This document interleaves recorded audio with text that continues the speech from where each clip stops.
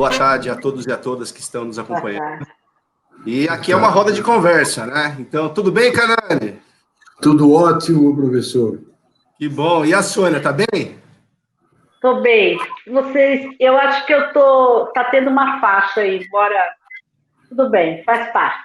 Tá tudo bem aí? Também aqui tá tudo ótimo. Tá um calor meio forte aqui, né?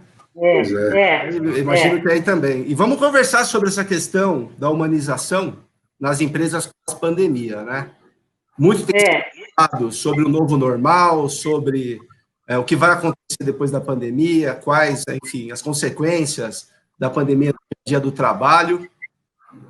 Vou trazer aqui para começar a nossa conversa para vocês que nesse último feriado, né, na segunda-feira, eu realizei uma atividade muito comum para nós, professores, que faz parte do grupo de excelência em pesquisas aplicadas em administração do CRA. Eu passei o dia inteiro lendo e revisando um livro, né?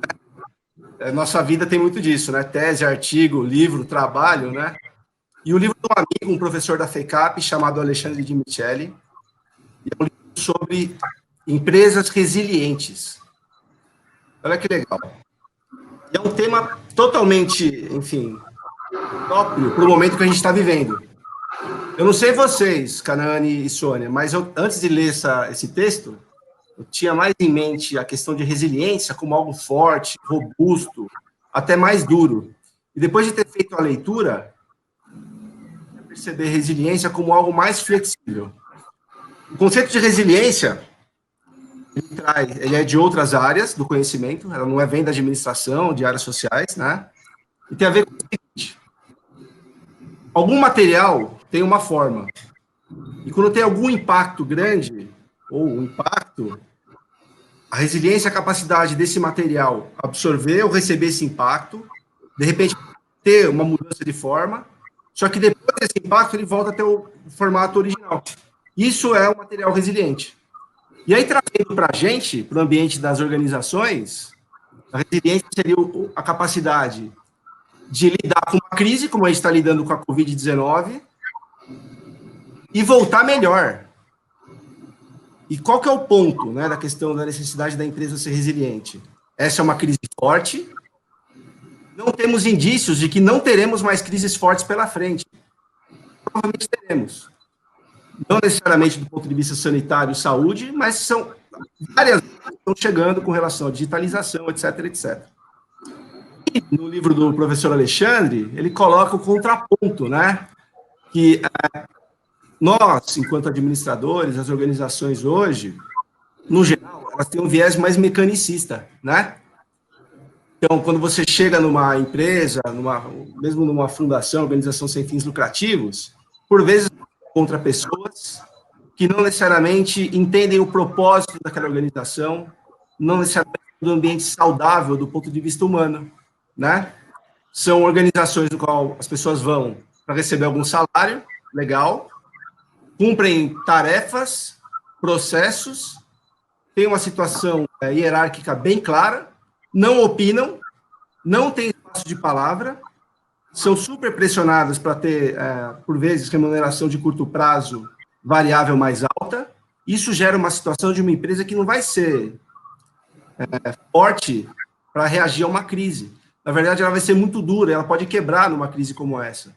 Porque as pessoas estão lá não por uma questão de propósito ou de valores, elas estão simplesmente por uma questão de troca.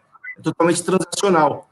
E aí, depois o professor Canaani e a Sônia vão poder me ajudar, melhora os impactos psíquicos disso, né? Você está num ambiente em que você não tem construção, você não se sente parte do ponto de vista propósito, é um problema, né?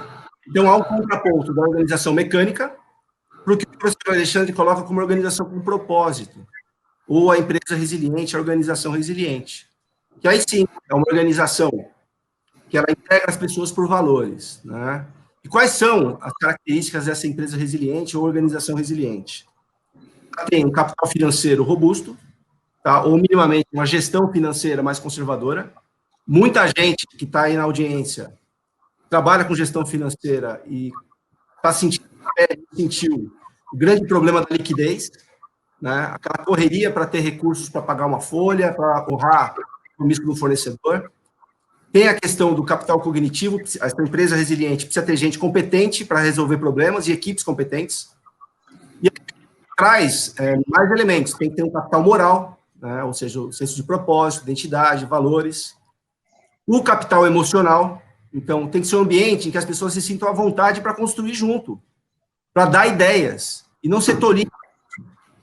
E isso tem a ver com possibilidade, sim, de tentar e errar, e aprender rápido, e um ter cuidado um com o outro, ter afeto, apoio mútuo.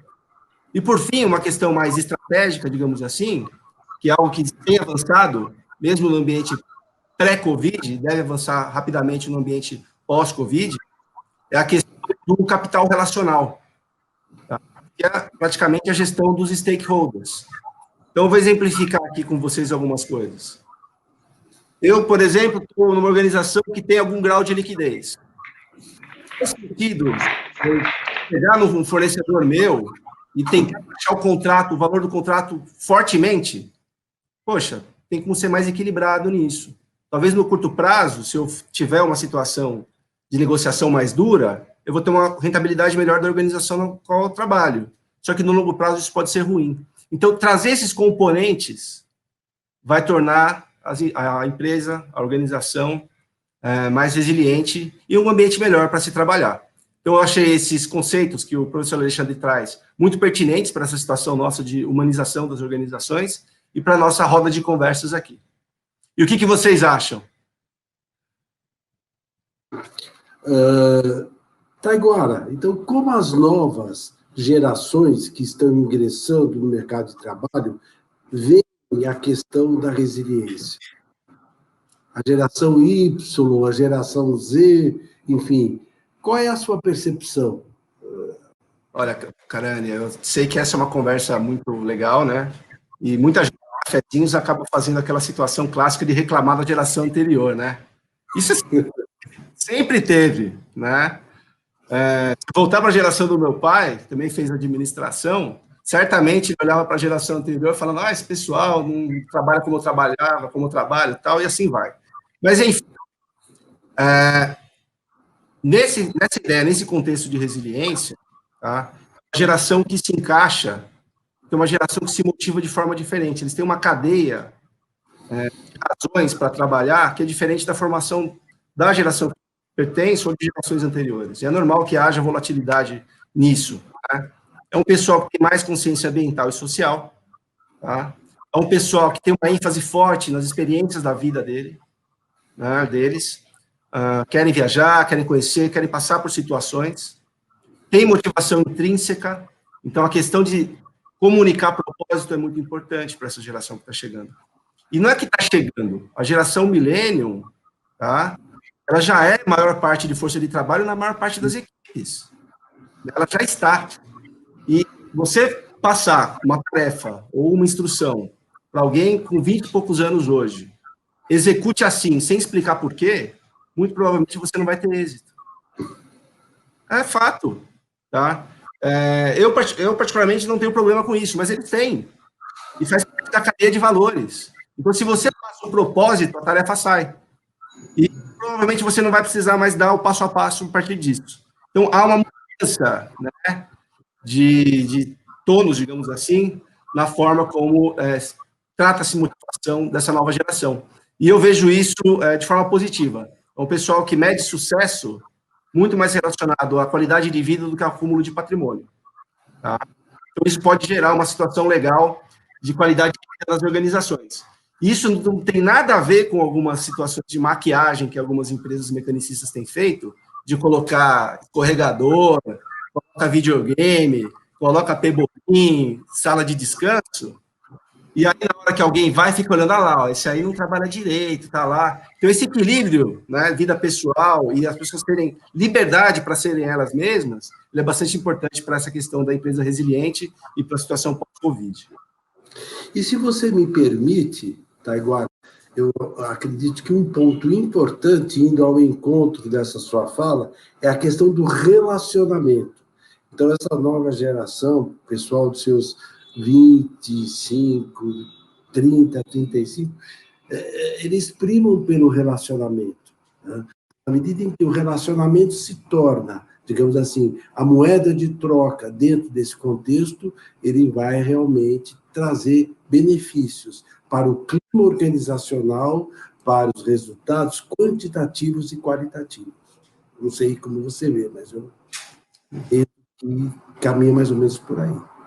Eu concordo. Eu não sei com você, Canani, mas assim, para aprender a usar esses recursos aqui e ter naturalidade para falar ao vivo com uma câmera, no nosso caso foi um pouquinho mais forçado. A moçada faz naturalidade total. Liga o Instagram aqui e começa com uma fluidez que parece repórter, né? Mas é natureza. E gostam muito da interação, você tem razão. E você, Sônia? Fazer um contraponto com vocês. Você falou, Taiguara, com relação às macro tendências, né, que você estava estudando no livro. E, antes de mais nada, eu quero dar uma boa tarde a todos. É um prazer estar aqui com vocês. Agradecer ao CRA, agradecer principalmente à professora Terezinha Covas, por ser membro deste grupo de excelência em pesquisa aplicada em administração, não é? Mas eu gostaria de saber, Taiguara, você estava falando das macro tendências, né?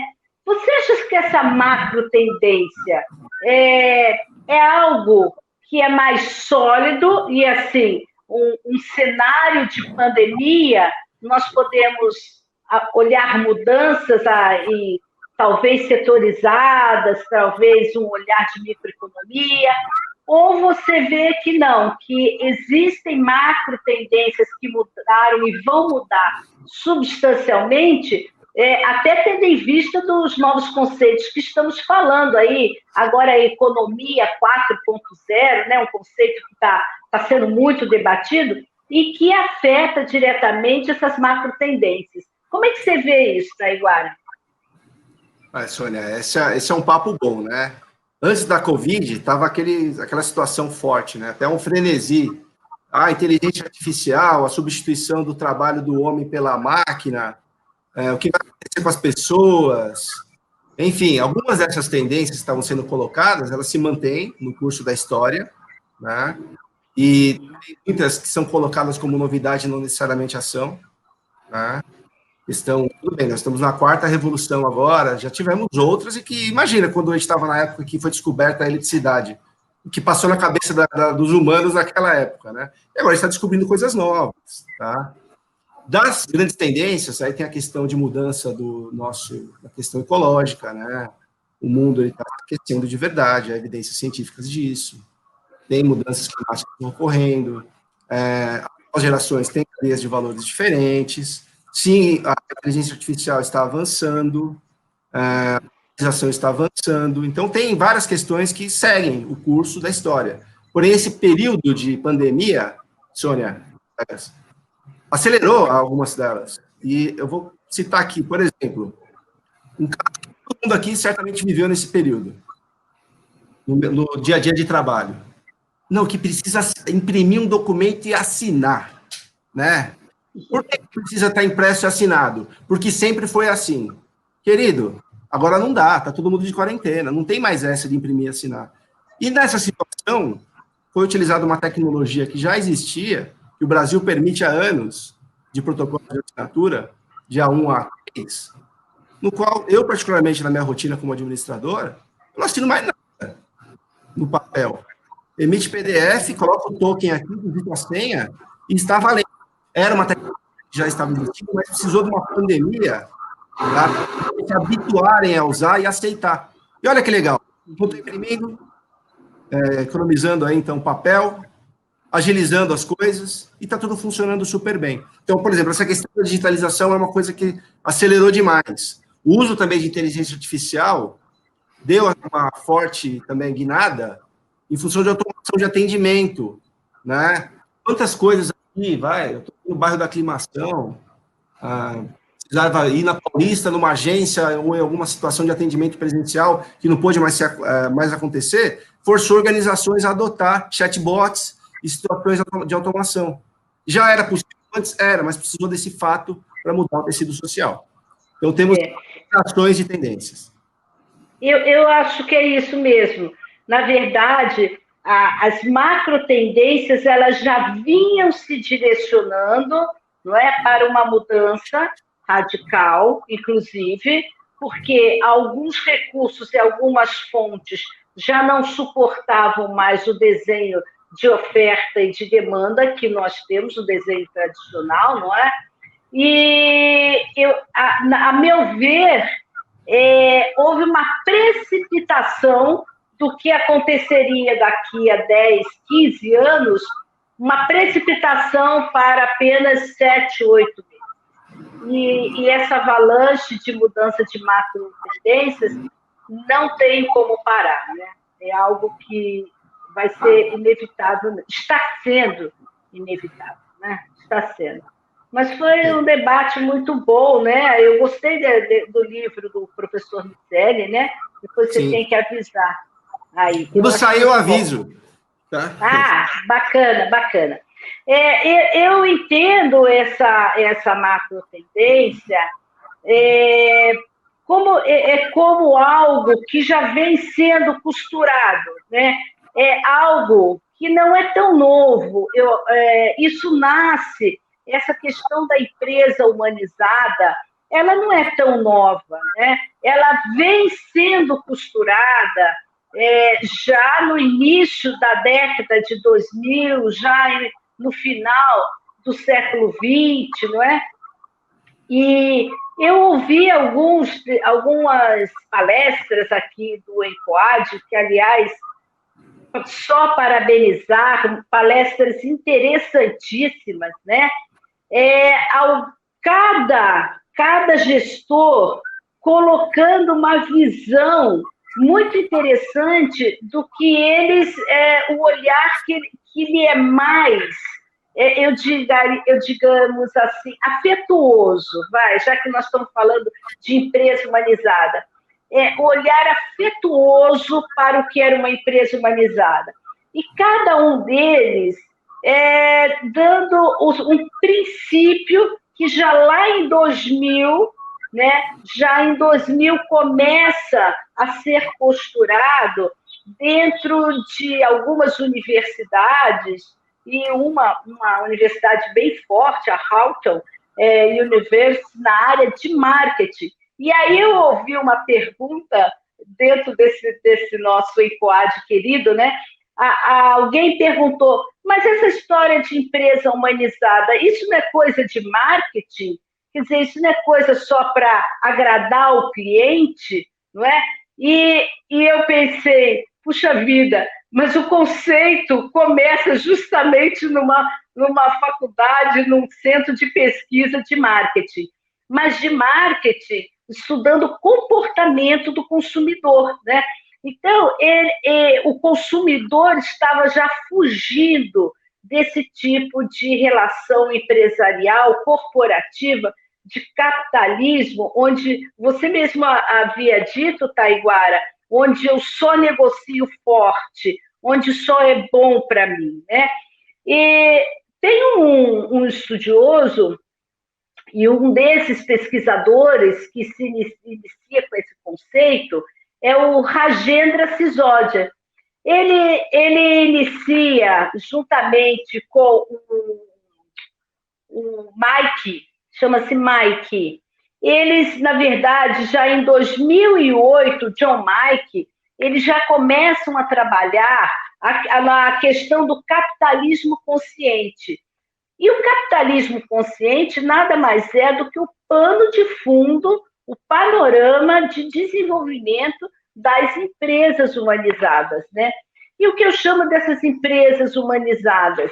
E aí você vem e fala, há que se ter um propósito, né? E esse propósito ele é muito importante, porque é um movimento, a empresa humanizada, ele é um movimento que ele vem de fora para dentro, né? É um movimento exógeno à empresa. E é aquele movimento em que diz assim, olha, e aliás até o Raja, como os colegas tratam ele, né? Ele é Rajendra e eles tratam ele de Raja. Como Raja mesmo diz, não é uma questão de compartilhar a carteira, de compartilhar os ganhos, not share the wallet. Não é uma questão de compartilhar a sua carteira, é uma questão de share to the heart, é uma questão de compartilhar o coração. E solto, fora do contexto, nos parece muito romântico, um ambiente corporativo.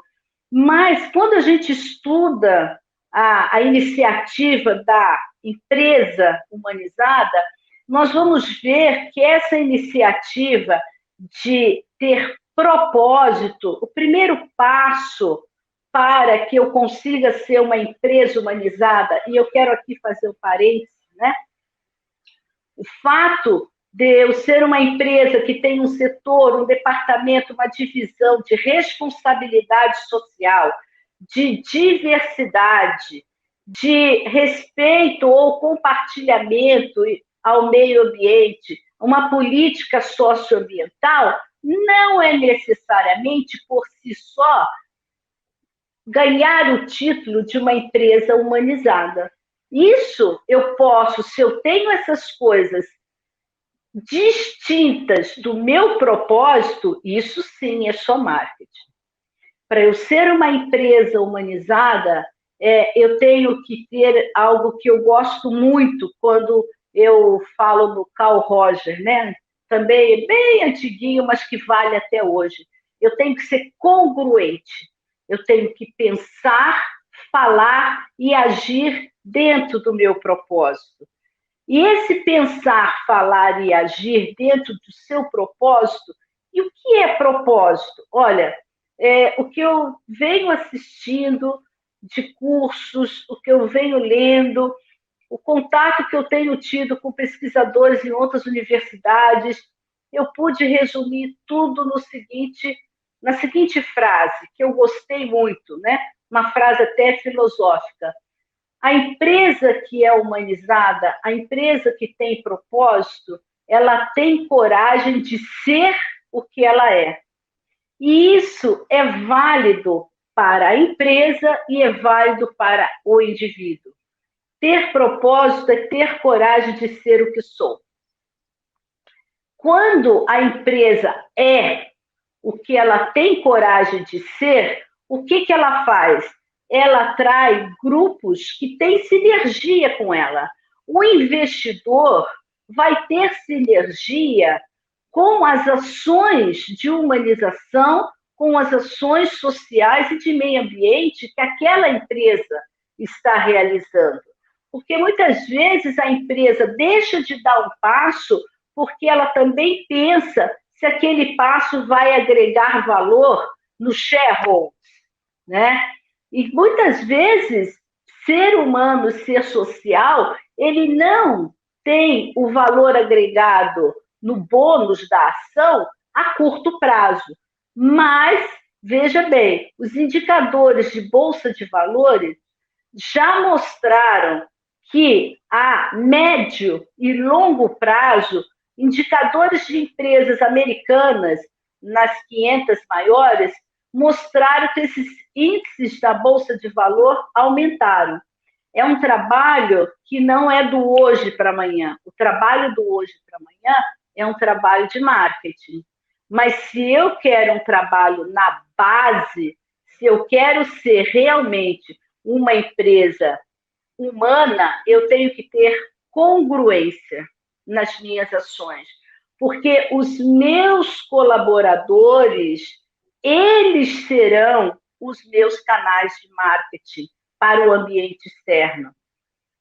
Se eu sou uma empresa humanizada, eu tenho congruência no sentido de credibilidade. Eu passo credibilidade. E não é uma credibilidade que eu preciso anunciar. Não é uma credibilidade que só aparece no meu relatório anual para a CVM. É uma credibilidade que está na atitude de cada gestor, na atitude de cada líder, e que ele tem, sim, né? Ele tem o apoio de uma média e alta administração. Então, eu falar em humanização, vou puxar um pouco até para o meu setor, por exemplo, né? Não é tão recente eu falar em humanização. No ano de 2000, quer dizer, há 20 anos atrás, o Estado federal, né, o governo, né, ele já implementava um programa de humanização da assistência no ano 2000 para o SUS, e que é um dos programas mais avançados em sistema público de saúde. Em 2003, o nosso SUS, né, ele já tinha uma política de humanização. Mas o que era isso? Essa política de humanização? Eu só tratar bem, eu só ter compaixão. Não são só esses sentimentos. Quer dizer, são sentimentos que também podem estar envolvidos. Mas o que me leva muito, às vezes, nas palestras, a chamar a atenção, é que quando eu falo em humanização, eu não estou falando de romantismo, né? Eu estou falando de atitudes maduras.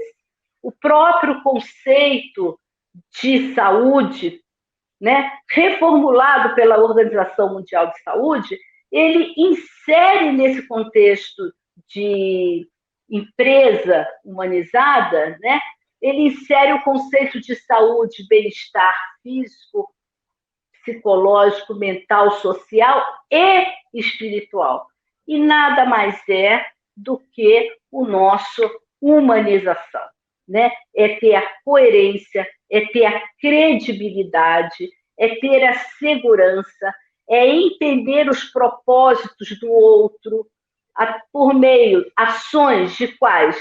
Educação, sim, educação continuada. Ouvi o professor Lerner hoje de manhã falar treinamento, educação continuada, educação permanente, pesquisa, continua valendo, né? Só que o olhar é diferente. Aquele treinamento, aquela educação continuada, aquele tratamento com o meu colaborador tem que ecoar, tem que ter ressonância com o propósito dele e com o propósito da empresa.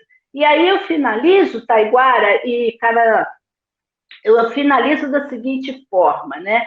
Se a empresa ela precisa ter um propósito, ou seja, né, um propósito, mesmo que ele seja filosófico, ter coragem de ser quem é, eu, enquanto colaborador, também preciso ter esse propósito. Ter coragem de ser quem sou. Esta empresa me interessa? Essa empresa tem sinergia comigo? Eu concordo com isso? Não concordo. Então, isso não é bom para mim. Então, eu acho que a humanização, Taiguara e Canaã, ela já vem sendo costurada já desde 2000, até anteriormente, quando o Knight e Keynes falam da economia das incertezas, né? Do panorama da incerteza, ela começa a ser costurada. Mas o fato hoje da pandemia ter antecipado mudanças, ter quebrado paradigmas, eu consigo produzir, eu consigo trabalhar na minha casa, nós conseguimos fazer um ECOA de 2020 à distância, com palestrantes maravilhosos, com uma audiência maravilhosa. Se eu consigo isso, eu preciso repensar, eu preciso ser feliz. Então, este é um propósito que sai do romantismo, sai das ciências humanas, sai só das ciências sociais e passa para as ciências sociais aplicadas, para a administração, para o direito, que também tem a sua humanização agora de olho nos gêneros, não é? Nos preconceitos, passa a ganhar espaço de uma forma madura, né? Então, eu falo em empresa, eu falo em macroeconomia ou macro tendências, e eu queria provocar um pouquinho o professor Canaã. Eu gostaria de saber do professor Canaã, que é um psicólogo, professor, Como é que fica esse meu discurso, que é mais corporativo, é mais focado em setor saúde? Como é que fica isso no pessoal? Vai ser fácil tudo isso, mudar o mindset das pessoas, né? Como tem aquele livro da Carol Dweck, que fala do mindset. Vai ser fácil, professor? Eu também quero agradecer a participação. Ok, Taiguara, agradecer a possibilidade de participar com você, Sônia, com você, Taiguara, que realmente foi um trabalho de construção. Agradecer a minha querida professora Terezinha Covas, que nos acompanha há bastante tempo, o convite que me foi feito. E eu diria que eu vou trazer, Sônia e Taiguara, um olhar de um psicólogo, né? E esse psicólogo, que a convite aí da professora Terezinha, está aí fazendo parte desse grupo, e é uma satisfação. E para isso, Sônia e Taiguara, eu me retomei a alguns autores da antiguidade. Eu fui buscar em Freud, eu fui buscar em Jung, e eu fui buscar em Erich Fromm as bases para que a gente pudesse construir o conceito de humanizar-se. Lembrando um pouquinho que Freud, né, criou o aparelho psíquico, embora Taiguara ele fosse um mecanicista, mas ele teve uma abstração, ele conseguiu criar um modelo de ego e superego. E um livro que me chama a atenção dentro da vasta obra de Freud é O Mal-Estar da Civilização. Ele escreveu isso em 1935, se me parece. E ele traz, Sônia e Taiguara, a seguinte reflexão: em que pese todos esses aspectos que nós vivenciamos hoje, fica a pergunta: será que surgiu nesse momento ou é alguma coisa que nós trazemos de um passado? E aí eu resgato Jung, que fala do inconsciente coletivo, que foi inicialmente discípulo de Freud e que depois houve aí um desentendimento, umas briguinhas aí entre esses grandes filósofos, e o Jung traz justamente essa questão do inconsciente pessoal e inconsciente coletivo, ou seja, em que medida nós carregamos dentro da nossa estrutura psíquica esses valores e como esses valores são incorporados no ambiente empresarial. E uma outra contribuição importante do Jung foi a noção de arquétipo. O que seria um arquétipo, né? O arquétipo ele estaria justamente focado nos padrões, nas normas que regem a sociedade. E, inclusive, o Morgan escreveu um livro muito importante, né? Já faz um tempinho, Taiguara e Sônia, mas onde ele fala das imagens das organizações, e ele coloca, colegas, um arquétipo muito importante, que é justamente da empresa do futuro, que eu diria, né, Sônia, a empresa do futuro presente, ou seja, o arquétipo do cérebro, ou seja, o professor Taiguara há pouco falou de empresa inteligente, inteligência artificial. Vejam, Jung, já no século XIX e XX, já tinha essa antevisão. E, fechando esse ciclo, eu estaria, né, o Erich Fromm, que também é um psicanalista de cunho social, que fez uma releitura da psicanálise, a ciência do inconsciente, e trouxe para o âmbito da sociedade ao criar aquele livro dele fantástico, Psicanálise da Sociedade Contemporânea, trazendo à tona os impulsos e os conflitos. E por que eu trago isso para a discussão? Porque o foco é humanizar-se. E o que é humanizar-se? Então, veja bem, o significado de humanizar-se é o caminho, e o sentido é o caminhante. Nesse sentido, então, o que seria humanizar-se? Seria voltar-se para nós mesmos. E esse voltar-se para nós mesmos, fazendo uma analogia com esse momento de pós-pandemia, significa o quê? Eu tenho que retomar a minha cadeira, eu tenho que retomar o meu espaço, eu tenho que olhar para as pessoas que, de algum momento, fizeram parte e que, durante um bom tempo, estão distantes de nós mesmos. E qual é o impacto disso tudo? Em que pese essas circunstâncias? E, como a professora Sônia colocou muito bem, a questão da empresa humanizada, vamos dizer assim, eu a concebo sobre 2 aspectos: voltado para os negócios, para os mercados, para o retorno financeiro, mas também um olhar para as pessoas. Mas um olhar, a meu ver, nesse momento pós-pandêmico, que nos remete à necessidade da gente entender quais são os dificultadores, quais são os facilitadores. Eu vou olhar para o layout.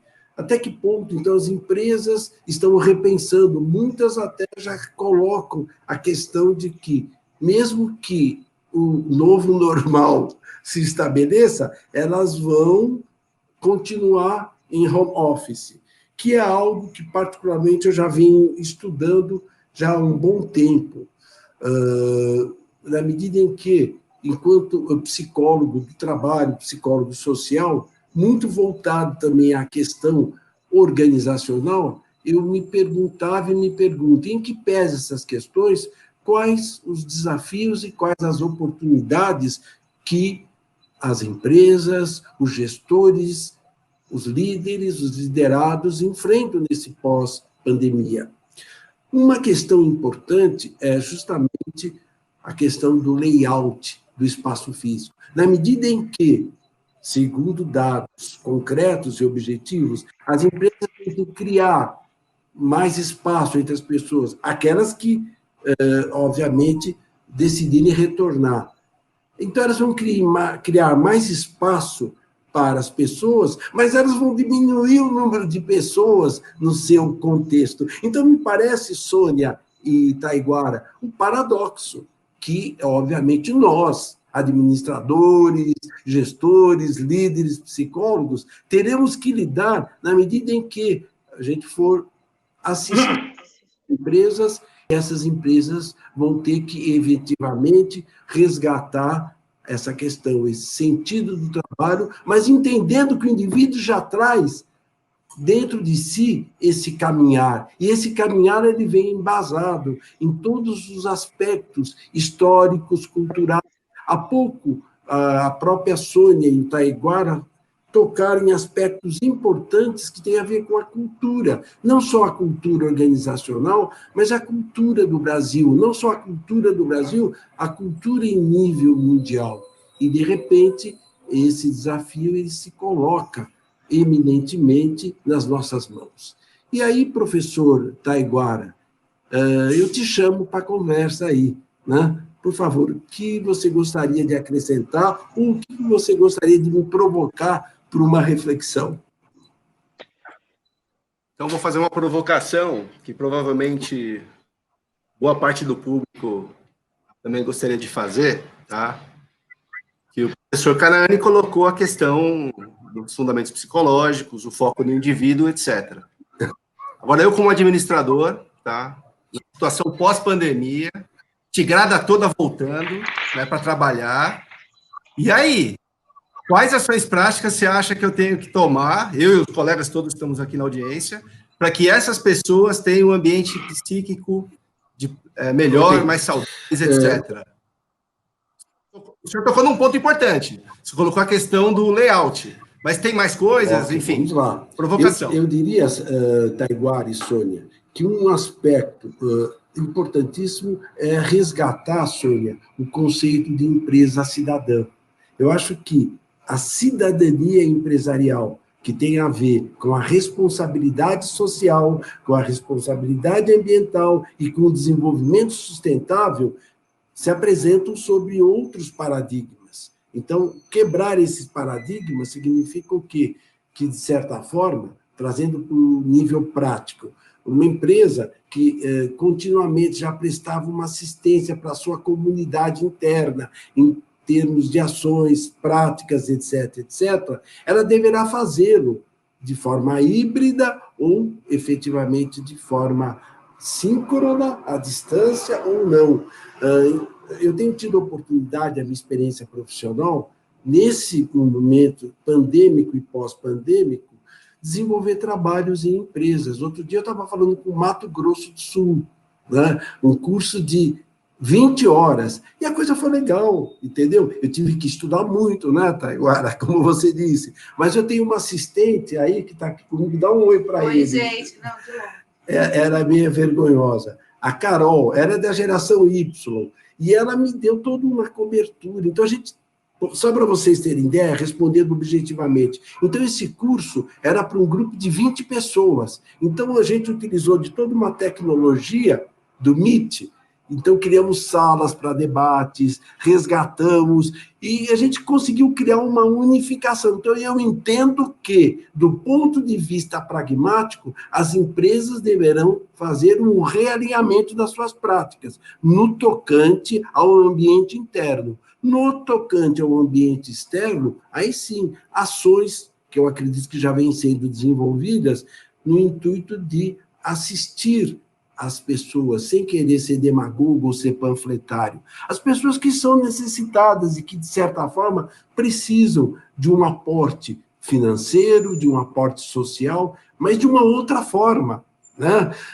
Inclusive, Sônia, vai ter um congresso agora em novembro sobre saúde, eu já me inscrevi, que vai justamente trazer à tona essa discussão da utilização da tecnologia, dos robôs nas práticas desenvolvidas, e isso já vem sendo implementado no tocante à questão do Covid e da pandemia. Mas, pelo menos, eu vejo a coisa caminhando por aí. Mas eu gostaria que a Sônia também trouxesse a sua contribuição, se ela tem algo a me posicionar, por favor, fique à vontade. Eu tenho uma provocação também. Eu falei tanto das pessoas, eu falei tanto de que a congruência da empresa, e eu sempre me dirigi à empresa, mas a empresa são pessoas, sejam elas no ambiente interno ou ambiente externo, são os stakeholders.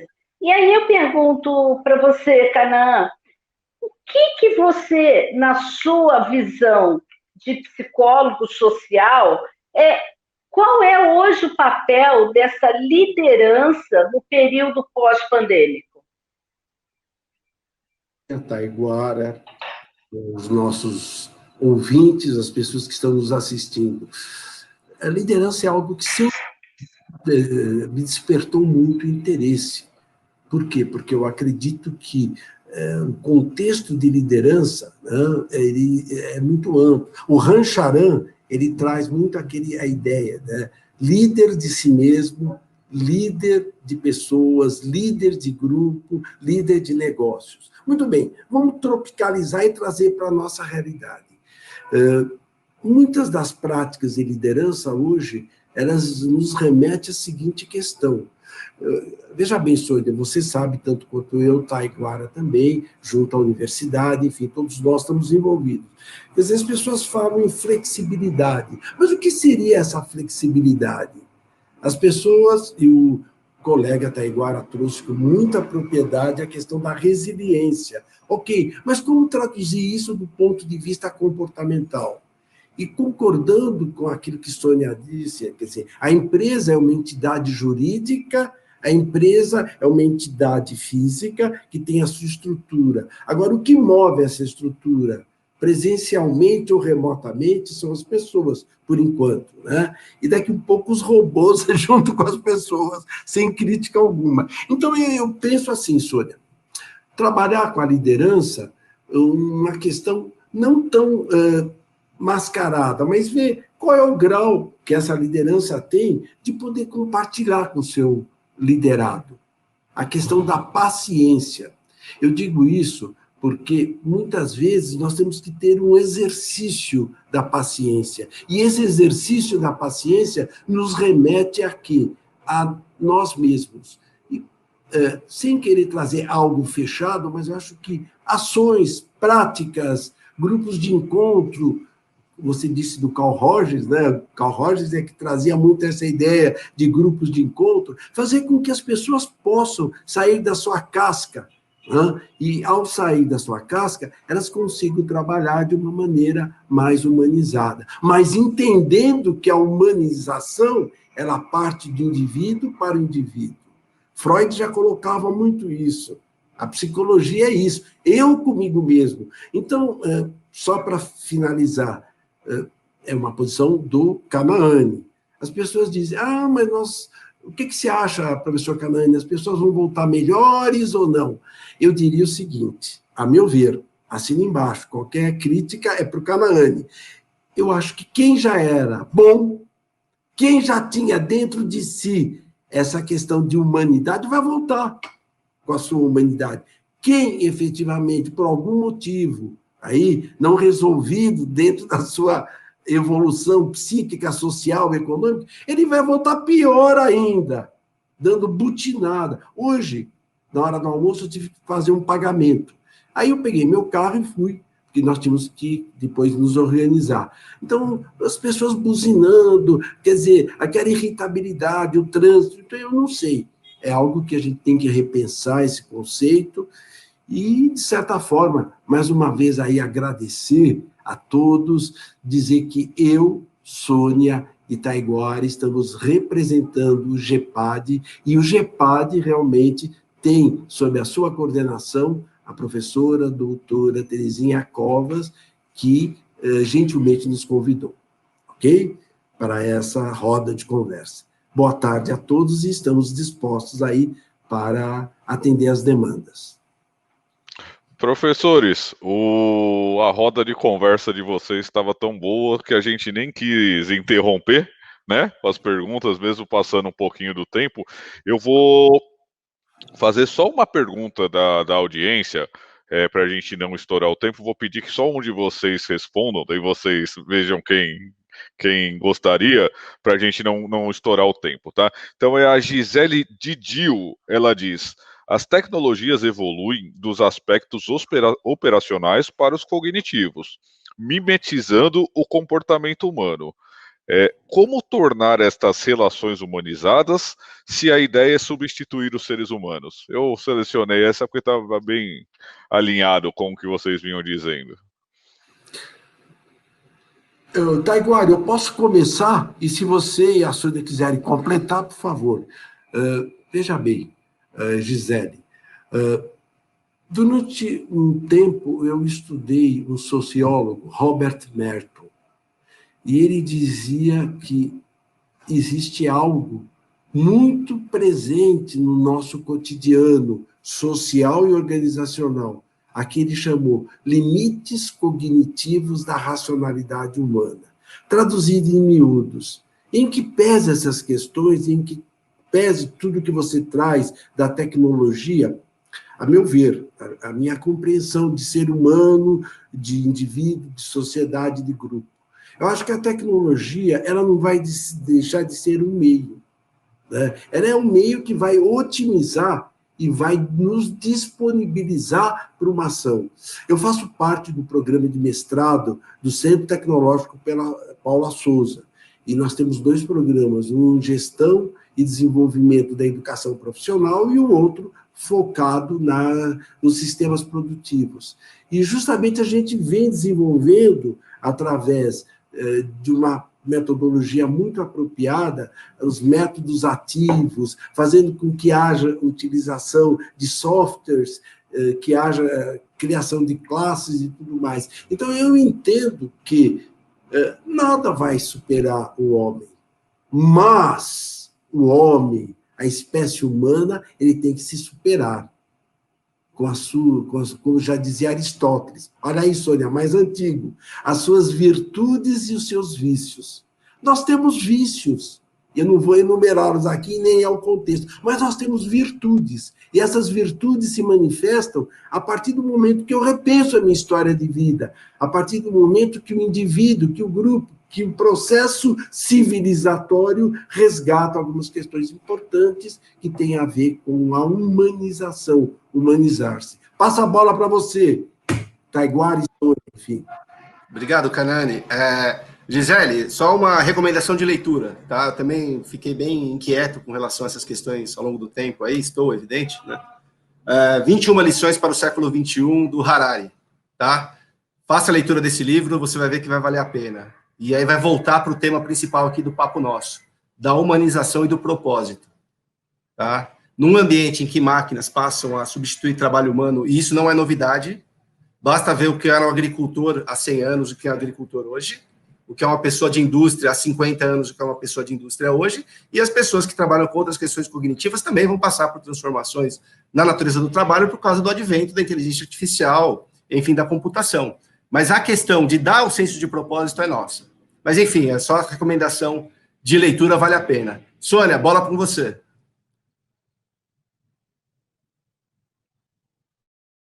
Né? Obrigada por você estar participando aí, que bom. A Gisele também faz parte do programa de pós-graduação, assim como eu sou professora do mestrado de Gestão em Saúde na Universidade 9 de Julho, e por isso essa coisa de estar sempre na saúde, porque eu atuo há 30 anos como executiva de saúde. E eu queria te falar uma coisa, Gisele, e a todos os nossos ouvintes, né? O homem, ele tem a inteligência analítica, que pode até ser substituído por um algoritmo, pela inteligência artificial, mas ele tem algo que é chamado de comunicação por meio de uma inteligência espiritual, que está muito, muito, muito sendo estudado nos grandes centros, né? Essa inteligência de comunicação e a inteligência analítica e espiritual, e aí eu vou plagiar o professor Taiguara, foi ela que deu aos sapiens a liderança sobre os demais, né, primatas. Por isso estamos aqui hoje, porque ele soube se comunicar, ele soube organizar, ele soube hierarquizar e ele soube fazer a análise de como ele ia prosperar na agricultura. Então, eu fico muito tranquila, como ser humano, Gisele, de dizer o seguinte: as máquinas realmente vão aumentar a produção, mas não vão substituir a pessoa. E o Raj fala isso, né? Pessoas, performance e propósito. O momento é de refletirmos sobre o nosso propósito. Muito obrigado a todos pela participação.